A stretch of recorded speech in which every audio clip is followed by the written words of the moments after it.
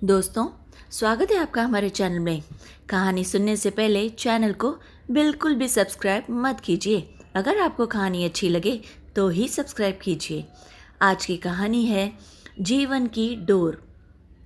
एक बार फिर सोच लो मोनी, हम अब भी साथ साथ रह सकते हैं। माधव ने आखिरी बार मोनी को समझाने का पूरी तरह से प्रयास किया। मोनी खिड़की के पास खामोश बैठी हुई शून्य में कुछ निहार रही थी। उसने अब तक कोई प्रतिक्रिया नहीं दी थी। शायद वह सड़क के पार गिफ्ट हाउस में आते जाते ग्राहकों को देख रही थी। फिर भी उसने एक बार कहा भी था, जानते हो माधव, जब कभी मैं डिप्रेशन में होती हूँ तो सामने वाले शॉप की तरफ देखती रहती हूँ और सोचती हूँ कि इसमें आने जाने वाले लोग किसी न किसी के लिए तो उपहार खरीदते ही होंगे। और तब मुझे लगता है कि दुनिया में आज भी प्यार पूरी तरह से भरा हुआ है। कमरे में बोझिल सा सन्नाटा पसरा हुआ था। माधव ने एक बार फिर अपनी बात दोहराई। इस बार मौनी ने अपना सिर नीचे कर दिया और उसकी तरफ घुमा दिया और फिर उसकी आंखों से आंसू की बूंदें निकलकर गालों पर लुढ़क सी गईं। बिना कहे ही माधव ने बहुत कुछ ही समझ लिया था। लेकिन फिर मौनी के होठ हिले। क्या चाहते हो माधव? आखिर तुम चाहते क्या हो? मैं अपने पेरेंट्स को यह बताऊं कि मैं पिछले 5 साल से एक आदमी के साथ उसके फ्लैट में बगैर शादी के रहती हूं? क्या वो इस बात को सह पाएंगे? नहीं, कभी नहीं। वो तो अपने बहू बेटे से भी निराश हैं और अपने जीवन का अंतिम समय अपनी उस बेटी के साथ बिताना चाहते हैं जो उनके लाख मनाने पर भी आज तक शादी नहीं कर सकी। नहीं, अब हम साथ नहीं रह सकते। यह मेरा आखिरी फैसला है। मैं उनके आने से पहले ही ये फ्लैट छोड़कर चली जाऊंगी। माधव को लगा कि मोनी की बातों में दम तो है ही।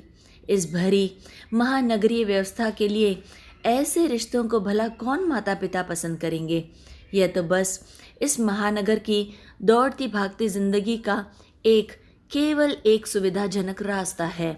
माधव जब पहली बार दिल्ली आया था तो कई दिनों तक उसे नींद तक नहीं आई थी। हर समय सहमा सहमा सा रहता था। तब वह मात्र 20 साल का नवयुवक था। कॉलेज से निकला हुआ ताज़ा ताज़ा रंगरूट। कहाँ मेडिकल रिप्रेजेंटेटिव की नौकरी और कहाँ उसका गंवैया टोन। किसके जुगाड़ से आए हो गुरु? सहकर्मियों ने उसके हाव भाव को देखकर उससे बड़ा ही मजाकी अंदाजे में पूछा था। वह क्या बोलता कि वह कॉलेज ही नहीं बल्कि विश्वविद्यालय से आया हुआ है और वहाँ का टॉपर भी रह चुका है। उसे अपनी आर्थिक मजबूरी के कारण यहाँ मजबूरी में ज्वाइन करना पड़ा है। वह तो एक आईएएस ऑफिसर बनना चाहता था। धीरे धीरे दिल्ली उसे रास आने लगी थी। वह भी रेस के घोड़े की तरह से सबसे आगे निकलने की चाहत में लगातार दौड़ने लगा। एमआर से एरिया मैनेजर, फिर जोनल मैनेजर, फिर सीई, दिल्ली से मुंबई, 2 साल अमेरिका, उसके बाद अब बेंगलोर। कंपनी बदलती गई और ओहदा लगातार बढ़ता गया था और ज़िंदगी पूरी तरह से व्यावसायिक होती चली गई। जिंदगी की सारी मिठास मुट्ठी में बंद रेत की तरह फिसलती चली गई थी। तभी उसकी ज़िंदगी में मोनी आई थी। उसका अतीत भी माधव जैसा ही था। इलाहाबाद जैसे छोटे से शहर से एमबीए किया था उसने। वह भी दिल्ली होते हुए बेंगलोर पहुंच गई थी, उसकी कंपनी के फाइनेंस विभाग में। लंच के दौरान कैंटीन में पहली बार मिला था वह उससे। हेलो, मैं मार्केटिंग में हूँ। मोनी के होठों पर एक मासूम मुस्कुराहट नाच गई थी। सर, मोनी फाइनेंस में हूँ। उसकी मुस्कुराहट में भी खुशबू बरकरार थी। माधव को पहली नज़र में ही तब मोनी अच्छे से भा गई थी। फिर तो वे अक्सर आपस में मिलने लगे थे। कैंटीन के लंच से शुरू हुई यह मुलाकात अब धीरे धीरे दोस्ती में बदल गई थी।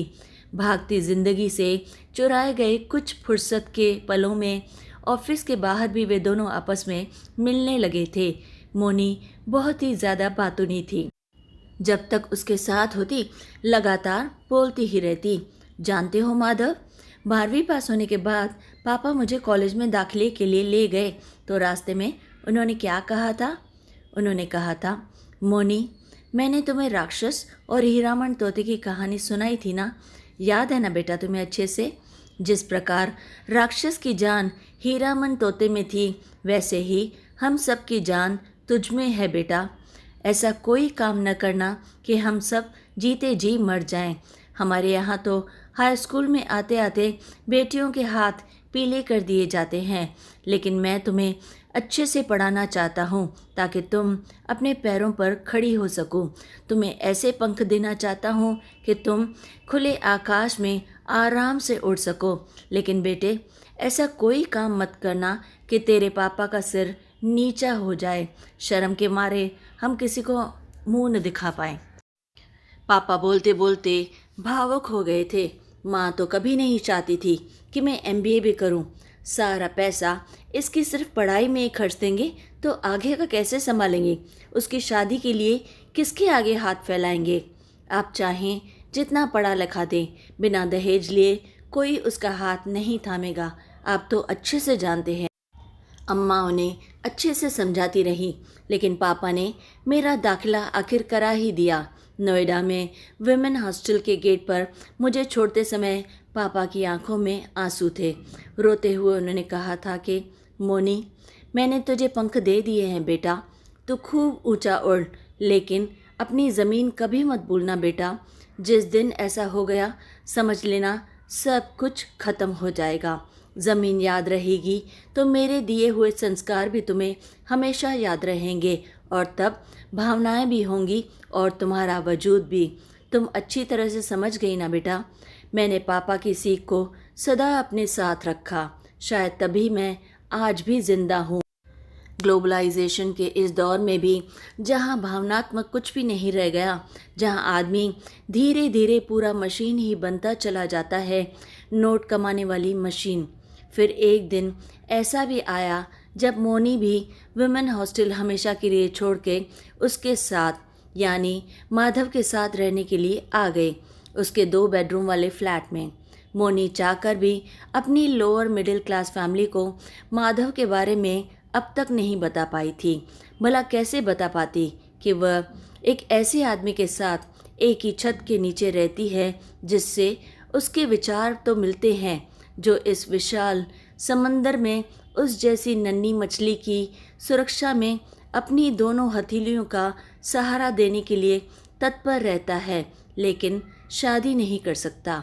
पिता और माँ के लिए तो वह तब भी हीरामन तोता ही थी और आज भी है। उनके प्राण तो उसी में बसते हैं। हाँ, अब मनीष ज़रूर उनसे अलग हो गया था। मनीष यानी उसका भाई उससे 5 साल छोटा था, जो आज की तारीख में गुड़गांव के एक मल्टीनेशनल कंपनी में इंजीनियर था, और फिर जो 4 लाख सालाना पैकेज के बावजूद अपने बूढ़े माता पिता को अपने साथ नहीं रख पाता था। थके हारे माता पिता अपने जीवन का अंतिम पड़ाव अपनी लाडली इकलौती बेटी के साथ बिताना चाहते थे और उसके सानिध्य में रहना चाहते थे। माधव का फ्लैट 3रे फ्लोर पर था। खिड़की पर बैठी मोनी अभी भी बाहर देख रही थी, कुछ खोजने का प्रयास कर रही थी। गिफ्ट शॉप कब का बंद हो चुका था। उसके सामने ही लगे पोल का सरकारी बल्ब भुक भुक कर शाम को जलने की अब कोशिश कर रहा था, लेकिन एक घड़ी रात के बाद भी वह सफल नहीं हो पाया था। मोनी को लगने लगा था कि माधव उससे प्यार नहीं करता, सिर्फ अकेलेपन का डर उसे साथ रहने पर मजबूर किए हुए है। नहीं तो वह अपने संबंध को भला सामाजिक मान्यता तो दिला ही सकता था, यानी उससे शादी तो कर ही सकता था। यदि फिर आज वह पति पत्नी होते तो उसके पिता को भला क्या आपत्ति होती, लेकिन माधव को तो विवाह एक बंधन लगता है।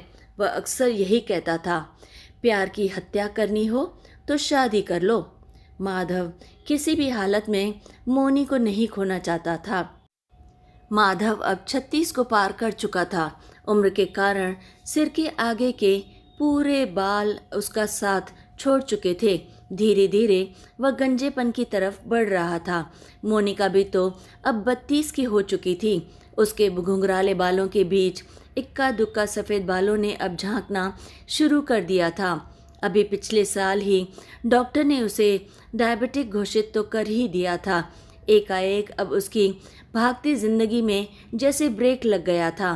खाने पीने, उठने बैठने, हर एक चीज़ पर प्रतिबंध। मोनी अपने स्वास्थ्य के प्रति बहुत ज़्यादा सजग हो गई थी। सब कुछ तो ठीक ही चल रहा था। 5 सालों में कभी आपस में नहीं लड़े, कोई मतभेद नहीं था दोनों के बीच। एक दूसरे से अलग होने का विचार तो कभी दोनों के बीच आया ही नहीं। फिर अचानक मोनी के पेरेंट्स को उसके साथ स्थायी रूप से रहने का विचार। ऐसा नहीं था कि मोनी के पिता पहले उसके पास नहीं आते थे, तब वह 1-2 दिन के लिए ही आते थे और इतने समय के लिए माधव अपने किसी दोस्त के पास चला जाता था रहने के लिए। रात आधी अब बीत चुकी थी। बाहर तेज़ हवा बहने लगी थी। खुली खिड़की से अंदर आती हवा दीवार पर लगे कैलेंडर से अब खेलने लगी थी। कैलेंडर हवा में उड़ रहा था। तिपाई पर रखी पत्रिका के पन्ने फड़फड़ाने लगे थे। माधव की नज़र पत्रिका पर पड़ी। उसने उसके ऊपर एस्ट्रे रख दिया। मुख्य पृष्ठ पर एक युवा दंपति ट्रॉली में बैठे अपनी गोद में बैठे हुए प्यारे से मासूम बच्चे को देखकर भाव विभोर हो रहे थे और वह मासूम ट्रॉली में लटके खिलौने को पकड़ने में व्यस्त था। उस उदास माहौल में भी माधव अचानक से मुस्कुरा दिया। हवा तेज़ होती जा रही थी। मोनी ने खिड़की बंद कर दी। उसने अपनी नज़रों को झुकाना चाहा, पर माधव से उसकी नज़रें जाकर टकराईं। माधव अपने स्थान से उठा और मोनी के पास जाकर पहुंच गया। मोनी, मैं शादी करना चाह रहा हूँ। मुझे सिर्फ दोस्त नहीं, अब एक पत्नी भी चाहिए। इतना बोलते ही माधव हाँफने लगा था, मानो मीलों पैदल चलकर आया हो। मोनी हतप्रभ उसे एकटक देख रही थी। सुनो मोनी, क्या तुम मेरी पत्नी बनना पसंद करोगी? कमरे में कुछ पल के लिए सन्नाटा छा गया। मोनी को सहसा अपने कानों पर विश्वास नहीं हुआ। कुछ क्षण इंतज़ार के बाद माधव निढाल सा सोफे पर पसर गया। मैं जानता हूँ तुम मुझसे नाराज़ हो, लेकिन मैंने अपने कई साथियों का हश्र देखा है। मोनी, मैं तुम्हें खोना नहीं चाहता था। मोनी भी सोफे के पास आ गई। अब हम शादी कब कर रहे हैं? मोनी को अपने कानों पर विश्वास नहीं हो रहा था। कहीं वो सपना तो नहीं देख रही? आज सच में उसकी ज़िंदगी का सूरज आखिर उगने ही वाला था। वह खुशी के मारे पुलकित हो उठी थी। इस घड़ी का तो वह बरसों से इंतज़ार कर रही थी। अपना घर, अपने बच्चे, अपना पति, यही सब तो वह चाहती थी। इसी दिन का तो उसे इंतज़ार था जब वह फ़ख्र के साथ अपने माँ और पिताजी को अपनी पसंद से मिलवा सके। माधव को हाँ कहकर मोनी सीधे अपने घर गई। उसने बड़ी ही ईमानदारी से उन्हें सब कुछ सच सच बता दिया, अब तक का पूरा सच, और शादी के लिए उनकी रजामंदी ली। यह सब सुनने के बाद उन्हें खुशी तो बहुत ज़्यादा हुई, पर अब उन्हें यह चिंता सताने लगी कि अब वे दोनों पति पत्नी रहेंगे आखिर कहाँ। उम्र के इस दौर में अब कहाँ धक्के खाएंगे। उनके बुढ़ापे का अब सहारा कौन बनेगा। लेकिन अब सवाल करें भी तो किससे? बेटी तो वैसे भी पराया धन होती है, उससे भला कैसी शिकायत।